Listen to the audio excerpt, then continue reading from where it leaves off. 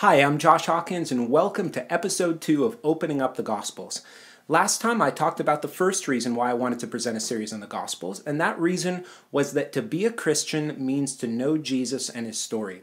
I talked about how a relationship with him must have real substance to it, real knowledge of who he is and what he said. We relate to our siblings or our spouses because we know real things about them, right? Like maybe what they enjoy eating or maybe some of the funny things they did when they grew up. Then the knowledge of those things causes us in turn to actually overflow with love for them. So if we say that Jesus really matters to us, that has to mean that the story of his life matters to us. How has it become so normal to call ourselves Christians and to be able to quote so many lines from our favorite movies and yet have so much apathy towards Jesus' story? His life should be our obsession, and I hope the last episode showed you how much of a contradiction it is to say that we love Jesus more than anything and yet know so little about his life. Now, before we begin looking at the Gospels themselves, I want to continue today with some more introduction and give a second reason of why I'm doing this series, beginning from 2 Corinthians chapter 11, verses 3 and 4. The Apostle Paul says, "But I am afraid that as the serpent deceived Eve by his cunning, your thoughts will be led astray from a sincere and pure devotion to Christ. For if someone comes and proclaims another Jesus than the one we proclaimed, or if you receive a different spirit from the one you received, or if you accept a different gospel from the one you accepted, you put up with it readily enough." So in this passage, Paul is talking to the Corinthians about his concern for what they believe about Jesus and the gospel. He fears that in the same way that Satan deceived Eve into eating the forbidden fruit in the Garden of Eden, that he would also lead the Corinthians away from the singularity of devotion to the Jesus that he had preached to them. Because they're not firmly rooted in that Jesus, they're easily putting up with others who come and talk about a different Jesus and a different gospel. Now, if people who Paul preached to directly are accepting different gospels and different versions of Jesus, what does that say about us and our propensity to deception? If we don't know the Jesus of the Bible as the Bible makes him out to be, and I mean the whole Bible, not just a few passages from Paul's letters or from a few Old Testament verses on what he would do on the cross, we too run the risk of believing in what Paul calls another Jesus. Now I want you to see a very important word in verse 3. Paul is concerned that their thoughts might be led astray from what he had taught them about who Jesus was. The ESV translates it as thoughts, and the NIV and the NASB translate it as minds. The point Paul is making is an obvious one, that we're led into wrong versions of Jesus by believing wrong things about him with our mind. So how do we guard ourselves against deception and remain fixed and fastened on the right version of Jesus?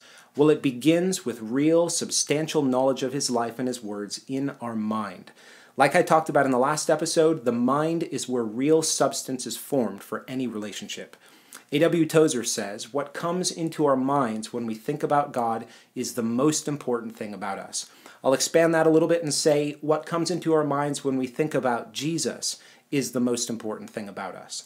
If we knew there was a battle going on for our minds and what version of Jesus we believed in, wouldn't we want to do our part in making sure we're believing in the right Jesus? If we're not grounded in the words that he spoke and why he spoke them and what he did and why he did them, how much do we really know the right Jesus? Getting to know him is our responsibility and our part of the relationship. He didn't finish that work at the cross, and he's not going to just randomly plop facts about his life and his story in our mind. If this is the way that we guard against deception, should we really just be content with knowing a few good Sunday school stories? Why is his life, his words, and his teachings not vivid and lucid in our minds? We're missing out on so much when we leave Jesus on the sidelines like this. So the second reason why I'm doing this series on the Gospels and Jesus' life is because from my little vantage point here in Western Christianity, I see so many different versions of Jesus that are being preached today that are not the Jesus of the Bible. Many of us first heard of him, and then we were led through some variation of the classic sinner's prayer. You know, Jesus died for your sins, so just pray this prayer and accept him into your heart. After all, you just need to realize who you are. And then after a quick prayer, all of a sudden that person, whoever prayed it, is just a Christian.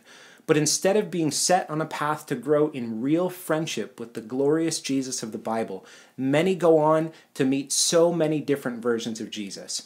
One is Jesus, the heavenly banker, who wants to give them lots of money. Another is Jesus, the divine doctor, who is all about healing their body. Another is Jesus, the zealous crusader, fighting against Satan to end injustice and poverty. And still yet another is Jesus, the happy life coach that gives them his grace to succeed and have abundant life now in this present evil age. I mean, I'm sure there's dozens more that you've heard of. But the question we must ask, is any of these the real Jesus that Matthew, Mark, Luke, and John told us about? Well, when Jesus is seen in the context of his life and story in the Gospels and the greater story of Genesis through Revelation, we can see how flawed many of these distortions of Jesus really are. We want to be on guard against believing in another Jesus because ultimately wrong versions of him have the potential to lead us into disillusionment when he does or doesn't do the things that we expect him to do. So much theological error could be avoided if we were grounded in who Jesus really was, why he came, and what he said and what he did. Our biggest problem related to Jesus is not insincerity, it really is just ignorance. Along with our sincerity of heart, we need to use our minds to study Jesus. And when I say study, I don't necessarily mean entering into this dry academic endeavor, but I mean study like we would study the beauty of a flower or a sunset. We need to immerse our hearts in the details of Jesus' life so that our hearts can become enthralled and overwhelmed by him and his glory. The true picture of him that we see in the Gospels is so glorious and so stunning in so many ways, and Satan has robbed us of the joys of real friendship with him through our neglect of the Gospels and through our belief in another Jesus. And as I said in episode 1, knowing Jesus for who he is as the Bible makes him out to be is not complicated. It just requires an attentive heart, some regular time in reading and prayer, and an eagerness to be thrilled by God. Knowing him in truth is what's going to stir us to pray, to rejoice, and to tremble, and especially to long for the day he's here with us again, where we get to hear his words with our own ears and see his face with our own eyes. And that's exactly what I want to talk about in the next episode, the third reason why the Gospels must be important to us. To know the Jesus of the Bible is to actually miss him and long for him to be here. So again, as we're going along, I want to hear from you. Send me your questions through the contact form on my website, www.joshuahawkins.com. I'll pick a few of the common questions and try to answer them in some special Q&A episodes. I hope this is encouraging and provoking to you so far. Make sure you subscribe so you don't miss any episodes in the future. God bless you.